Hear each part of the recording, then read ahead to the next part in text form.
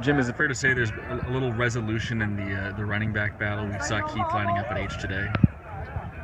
Maybe that, but as far as the other three guys, no. I mean, it's still a wide open race. The way James practiced today, he might never play. It was a bad day for James. So, but it's still a race they compete every day, which is good.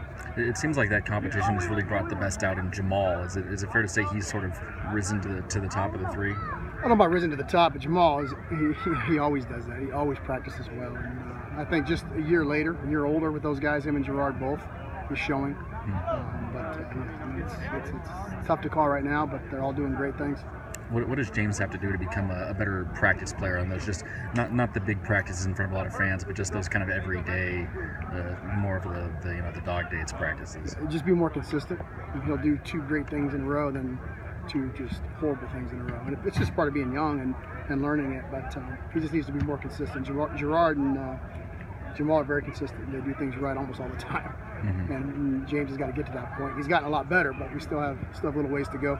For guys like Gerard and Jamal who've done it in games, who've been doing it in games for a while now, is it rare for them to still be very good practice players like that?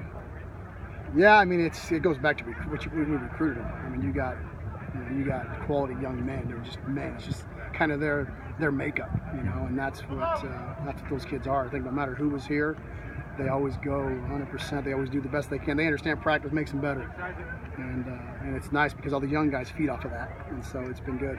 It must certainly speak to something Jamal does. The fact that even though he's was just one of three at one position last year, he was so consistently the captain that they sent out to do the coin flip every week.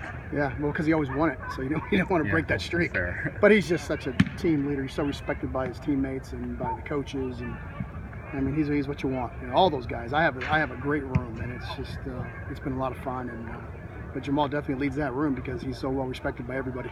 Pretty popular little Twitter video this summer of Jamal squatting something in the 400s. I mean, how much of what he does comes from lower body strength? No question.